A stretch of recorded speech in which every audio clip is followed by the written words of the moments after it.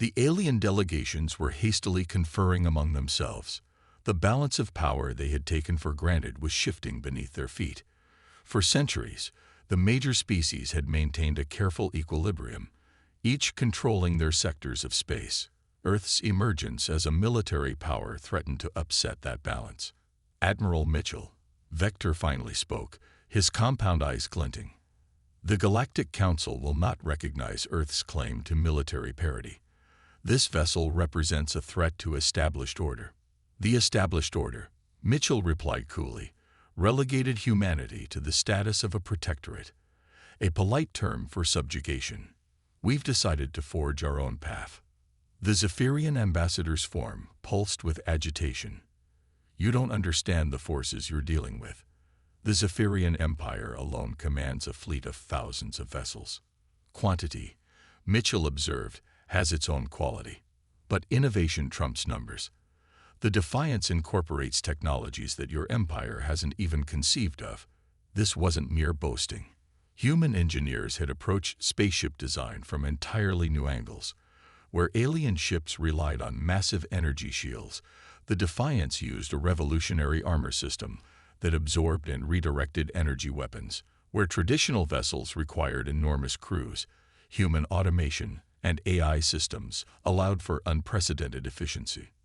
Most crucially, humans had cracked the code of faster-than-light communication, something the galaxy's powers jealously guarded. Earth's spy networks had been active, and the stolen knowledge had been improved upon. Down on Earth's surface, crowds gathered in major cities watching the live broadcast. In Beijing, London, New York, and dozens of other metropolises, people cheered as they watched their species step onto the galactic stage as equals, not subjects. Dr. Elizabeth Shaw, the lead scientist on the Defiance project, watched from Luna Base's observation deck.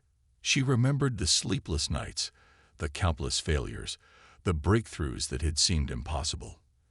Beside her stood engineers and physicists from every corner of Earth, proof that humanity's greatest strength lay in its diversity of thought. "We did it," whispered Dr. Yuki Tanaka, the woman who had revolutionized shield technology. "We actually did it."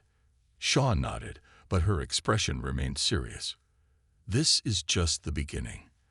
The galaxy won't accept us easily." Back in the conference room, tensions were escalating. The alien ambassadors were transmitting frantic messages to their homeworlds. The emergence of the Defiance represented more than just a new ship. It was a declaration that humanity would no longer accept a subordinate role in galactic affairs. "You're making a grave mistake," the Korvathi ambassador warned. "The established powers will not tolerate this challenge to their authority."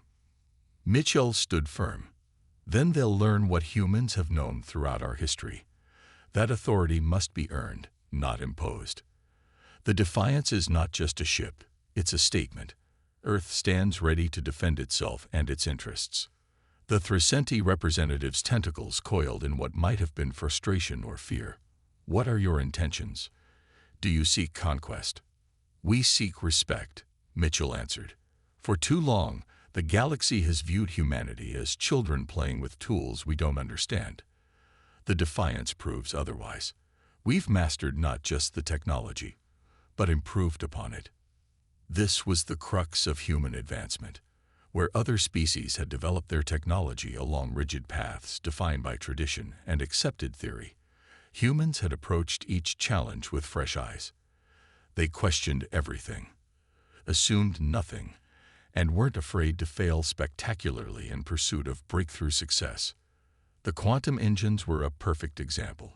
Galactic science had proven that quantum entanglement couldn't be used for propulsion. Human physicists, unburdened by these assumptions, had found a way. The result was a drive system that could outpace anything in known space. Rodriguez received a priority message from Admiral Mitchell. "Captain, prepare for departure. We're going to give our guests a demonstration." "Understood, Admiral. All hands, prepare for departure." The Defiance's engines hummed to life, a deep thrumming that resonated through the ship's hull. The alien ambassadors watched through the station's viewports as the massive vessel began to move with surprising grace. Navigation. Set course for Jupiter, Rodriguez ordered. Let's show them what human engineering can do. The traditional journey to Jupiter took weeks with conventional drives. The best alien ships could make it in days. The Defiance's quantum engines engaged, and reality seemed to bend around the ship. The unveiling. The holographic displays in Earth Defense Command flickered with activity as Admiral Sarah Mitchell studied the latest intelligence reports. Outside the reinforced windows, the blue curve of Earth seemed peaceful, but she knew that tranquility was deceptive. For the past decade, humanity had been secretly building something that would change everything. Admiral, the Corvathi delegation has arrived, her aide announced. Mitchell nodded, her weathered face betraying no emotion. She remembered the first time humanity had encountered the Corvathi, 10 years ago, when their scout ships had appeared at the edge of the solar system. That meeting had not gone well. Back then, Earth had been unprepared. The Corvathi had dismissed humans as primitive, barely worthy of notice in the grand tapestry of galactic civilization. Their technology seemed like magic, their ships dwarfing anything humanity could field. But humans had one quality the galaxy hadn't accounted for. They learned fast. Mitchell walked through the corridors of the orbital station, her boots clicking against the metal floor. She passed by viewing ports showing the lunar surface, where massive construction domes hid Earth's greatest secret. Today was the day the secret would be revealed. The conference room filled with representatives from various alien species. The insectoid Corvathi clicked their mandibles nervously, while the crystalline Zephyrians hummed with barely contained energy. The aquatic Thurzenti floated in their environmental suits, tentacles writhing with curiosity. "Thank you all for coming," Mitchell began, her voice carrying the authority of someone who had spent 30 years in service. "Earth has called this assembly to announce a significant development in our defensive capabilities." The Corvathi ambassador, Vector, leaned forward. "Surely you don't mean to suggest that Earth has developed technology comparable to the established powers? Your species has barely mastered fusion energy." Mitchell smiled thinly. "Perhaps it's time we showed you what humans can accomplish when properly motivated." She activated the main display, showing a live feed from Luna Base. The massive hangar doors on the moon's surface began to open. What emerged made every alien in the room fall silent. Rising from the lunar shipyard was a vessel unlike anything they had seen. Sleek, angular, and absolutely massive. The ship's designation blazed across its hull, UES Defiance. "Ladies and gentlemen," Mitchell announced, "I present Earth's first star destroyer." The Zephyrian ambassador's crystalline form vibrated with shock. "This is impossible. Such technology requires centuries of development." "Humans have a saying," Mitchell replied. "Necessity is the mother of invention. When the Corvathi first visited us, they made it clear that the galaxy operates on strength. We took that lesson to heart." The Defiance continued its emergence, revealing weapon systems that made the alien ambassadors shift uncomfortably. Plasma cannons lined its sides, while torpedo tubes dotted its forward section. Most impressive were the massive energy projectors mounted on the ship's spine, weapons that humans had reverse-engineered from salvaged alien technology and improved upon. "You've built a warship," the Thurzenti representative gurgled through its translator. "This is an act of aggression." "No," Mitchell corrected firmly. "This is an act of survival. Earth has spent the last decade studying, learning, and adapting.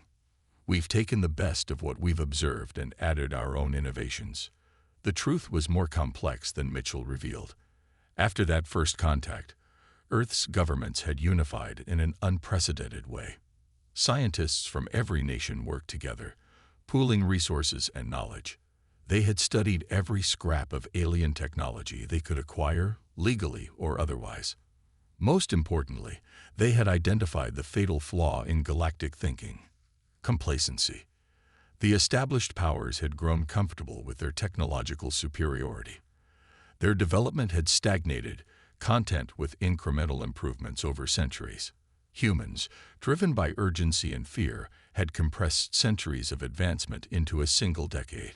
Captain Jake Rodriguez stood on the bridge of the Defiance, watching Earth through the main view screen.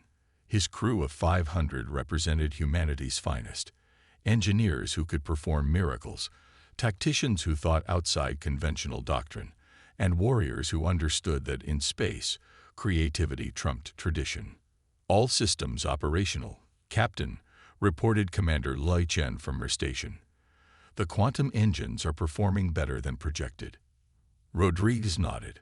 The quantum engines were humanity's greatest achievement, a propulsion system that the galaxy's established powers had deemed theoretically impossible. Human physicists, unbound by centuries of accepted limitations, had found a way. In the conference room, alien jaws dropped, or performed their species equivalent, as sensor data showed the Defiance appearing near Jupiter mere minutes after departure. It was a feat that should have been impossible, yet the evidence was undeniable. By the ancient cores, the Zephyrian ambassador whispered, using what passed for profanity among his kind. They've achieved quantum displacement drive. Mitchell allowed herself a small smile. Among other innovations, the Defiance represents 10 years of human determination. When we were told we were too primitive for the galactic community, we took it as a challenge, not a limitation. The truth was dawning on the alien representatives. Humanity hadn't just caught up to galactic standard technology.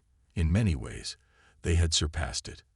The combination of desperate innovation, diverse thinking, and sheer stubborn determination had produced something unprecedented. The Corvathi ambassador's compound eyes focused on Mitchell with new respect, and perhaps fear. We underestimated you. Yes, Mitchell agreed simply. You did. Proving ground. 3 months after the Defiance's dramatic unveiling, the ship patrolled the outer reaches of the solar system. Captain Rodriguez stood on the bridge, reviewing reports from Earth's expanding network of monitoring stations. The galaxy's reaction to humanity's emergence as a military power had been mixed, but one thing was certain: they could no longer be ignored. Captain, Communications Officer Peters called out, "Priority message from Earth Defense Command. The Zephyrian Empire has issued an ultimatum." Rodriguez accepted the data pad, scanning its contents. His jaw tightened as he read. The Zephyrians, one of the galaxy's 3 superpowers, demanded that Earth submit the Defiance for inspection and share all technological developments. Failure to comply would be considered an act of aggression. "They're testing us," Commander Chen observed, reading over his shoulder. "They want to know if we'll fold under pressure." Rodriguez's eyes hardened. "Then let's show them what humans are made of." All hands. Battle stations.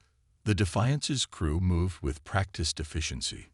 In engineering, Chief Martinez ran diagnostics on the quantum engines while his team prepared for potential combat.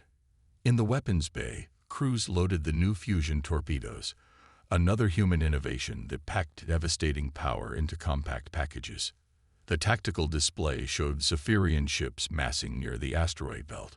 Intelligence indicated at least 12 vessels, including 2 battle cruisers that dwarfed the Defiance. By conventional logic, it was an overwhelming force. But humans rarely followed conventional logic. "Sir," Lieutenant Torres at Tactical reported, "the Zephyrian fleet is broadcasting demands for our surrender. They're claiming this system as a buffer zone under their protection." Rodriguez smiled grimly. "Open a channel." The main screen filled with the image of Zephyrian Fleet Commander Crixtor, his crystalline form pulsing with authority. "Human vessel, you will power down your weapons and prepare to be boarded. Your technology will be examined for threats to galactic security." "Commander Crixtor," Rodriguez replied calmly, "this is Captain Rodriguez of the UES Defiance. The Sol system is sovereign human territory. Your presence here without invitation is an act of aggression. You have 1 hour to withdraw." The Zephyrian's form flared with incredulity. "You dare threaten a Zephyrian battle fleet? Your single ship against our might?" "Numbers aren't everything, Commander," Earth has a saying. It's not the size of the dog in the fight, but the size of the fight in the dog. The channel closed abruptly. Rodriguez turned to his crew. They want to test our resolve. Let's not disappoint them. Helm, take us to the asteroid belt. Tactical, prepare firing solutions for all hostile vessels. The Defiance accelerated, its quantum engines allowing it to cover distances that would have taken other ships hours in mere minutes. The Zephyrian fleet, arranged in standard formation, suddenly found the human vessel among them. They're scrambling to respond, Chen reported. Their tactical doctrine doesn't account for this kind of speed. Rodriguez nodded. Humanity had studied alien combat tactics extensively. The established powers had grown complacent, their strategies unchanged for centuries. They fought wars like elaborate dances, each side knowing the steps. Humans brought chaos to the dance floor. Target their command ship's communication array, Rodriguez ordered. Precision strike only. Let's show them we can be surgical when needed. The Defiance's weapons systems, guided by AI that exceeded anything the galaxy had seen, locked onto the tiny target. A single plasma bolt lanced out, striking the Zephyrian flagship's communications cluster with pinpoint accuracy. Crickster's image reappeared on screen, his form flickering with outrage. You attack us? This is an act of war. No, Rodriguez corrected. That was a demonstration. We could have targeted your engines, your weapons, your life support. We chose not to. The next shot won't be so precisely limited. Stand down. The Zephyrian fleet hesitated. Their sensors were showing something impossible. The Defiance's energy signatures indicated weapon systems far beyond their intelligence estimates. Moreover, the human ship shields weren't behaving like any defense system they knew. Energy readings fluctuated in patterns that their computers couldn't analyze. Dr. Shaw monitored the situation from her laboratory aboard the Defiance. Her experimental shield system was working perfectly, using controlled microsingularities to bend space-time around the ship. Incoming fire would be deflected into subspace rather than absorbed, a concept alien science deemed theoretically impossible.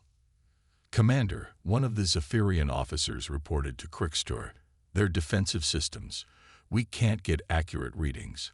Our targeting computers are confused. The truth was more disturbing for the Zephyrians. Human electronic warfare systems, developed by hackers and cyber warfare specialists who had cut their teeth on Earth's chaotic internet, were subtly infiltrating the alien fleet's networks. Not enough to take control, that would be too obvious, but enough to sow confusion and doubt. Rodriguez watched the tactical display. The Zephyrian ships were breaking formation, some pulling back while others moved to aggressive positions. Their coordination was failing. Sir, Peters reported, intercepting Zephyrian fleet communications. They're arguing among themselves. Some want to retreat, others to attack. This was another human advantage. Earth's diverse cultures had given humanity an intuitive understanding of psychological warfare. They knew how to exploit division, create doubt, and turn an enemy's strength against itself. Broadcast on all frequencies, Rodriguez ordered. This message is for the crews of the Zephyrian fleet. You've been told humans are primitive, that our technology is stolen and poorly understood. Ask yourselves, does our performance match that description? Your leaders have led you into an unnecessary confrontation. We offer individual ships safe passage out of the system if they withdraw now. It was a calculated gamble, playing on the rigid hierarchy of Zephyrian society. Individual captains rarely questioned fleet commanders, but the seed of doubt had been planted. Two Zephyrian destroyers suddenly broke formation, accelerating away from the asteroid belt. Crickster's image reappeared, his crystalline form now showing visible cracks, a sign of extreme stress among his species. You seek to divide my fleet. This trickery will not work. Rodriguez leaned forward. It's not trickery, Commander. It's an offer of wisdom. Earth doesn't want war, but we won't be intimidated. Your empire assumed we would crumble at the first show of force. That assumption was flawed. The standoff continued for tense minutes. Then, sensors detected massive energy signatures at the edge of the system. 3 more human vessels emerged from quantum drive: the Resilience, the Independence, and the Perseverance. Earth's entire Star Destroyer fleet had arrived. Commander Krixtor, Admiral Mitchell's voice came through the communications system. "This is Admiral Mitchell aboard the Resilience. You're now facing the full strength of Earth's defensive fleet. I suggest you reconsider your position." The Zephyrian commander's form pulsed erratically. His fleet was now outnumbered, facing ships with capabilities that defied their understanding. More importantly, the humans had demonstrated both the ability and the restraint to use their power precisely. "I will consult with the Empire," Krixtor finally conceded. "We will withdraw, for now." The Zephyrian fleet began retreating, their formation ragged and demoralized. As they departed, Rodriguez allowed himself a moment of relief. The confrontation had ended without massive casualties, but the message had been sent. Later, in the fleet conference room aboard the Resilience, Earth's senior commanders gathered. Admiral Mitchell looked at each of them with pride. "Today, we proved something important," she began. "Not just that we can defend ourselves, but that we can do so with restraint and wisdom. The galaxy expected us to either cower or lash out blindly. We did neither." Captain Rodriguez nodded. "The Zephyrians will report back to their empire. Word will spread. Earth can't be bullied or intimidated. But we also showed we're not aggressors," Captain Thompson of the Independence added. "That precision strike on their communications array. Every spacefaring species will analyze that. They'll realize we could have destroyed that fleet but chose not to." Mitchell agreed. "That's the message we want to send. Earth seeks partnership, not domination. But we will defend our sovereignty." Over the following weeks, the galactic political landscape shifted dramatically. The Corvetti, pragmatic as always, opened trade negotiations with Earth. The aquatic Thrizenti, impressed by humanity's tactical innovation, proposed joint training exercises. Even some Zephyrian factions began advocating for diplomatic engagement rather than confrontation. The turning point came when the ancient Fourthan Collective, observers who rarely involved themselves in galactic affairs, issued a statement recognizing Earth as a legitimate interstellar power. Their assessment was simple but profound. Humanity has demonstrated the rarest quality in the galaxy, the wisdom to wield power without being consumed by it. 6 months after the asteroid belt confrontation, Earth hosted its first interstellar summit. Representatives from dozens of species gathered in the newly constructed orbital assembly station. The Defiance and her sister ships provided security, their presence a reminder of Earth's newfound strength. Rodriguez, now promoted to admiral, watched from the station's observation deck as alien delegates mingled with human officials. Dr. Shaw stood beside him, both reflecting on the journey that had brought them here. 10 years ago, they dismissed us as primitives, Shaw mused. Now they come to us as equals. Rodriguez nodded. We earned it, not just through technology, but through restraint. We showed them that humans can be trusted with power. The summit marked the beginning of a new era. Earth's technological innovations, particularly in quantum mechanics and AI systems, became valuable trade commodities. Human mediators, with their understanding of diverse perspectives, became sought-after negotiators in interspecies disputes. The Star Destroyer program evolved from a purely defensive force to a stabilizing influence in the galaxy. Human ships, faster and more adaptable than traditional vessels, proved ideal for rapid response to crisis. Their crews, trained to think creatively and act decisively, earned respect throughout known space. Years later, historians would mark the unveiling of the Defiance as the moment humanity truly joined galactic civilization, not as subjects or protectorates, but as equals who had earned their place through innovation, determination, and wisdom. The great irony, as Admiral Mitchell noted in her memoirs, was that humanity's greatest strength proved to be its supposed weakness. Other species had dismissed human diversity and chaotic nature as signs of primitiveness. Instead, these qualities drove the innovation and adaptability that revolutionized galactic technology. Earth's cities now hosted alien embassies. Human explorers served on mixed-species crews exploring the galaxy's frontiers.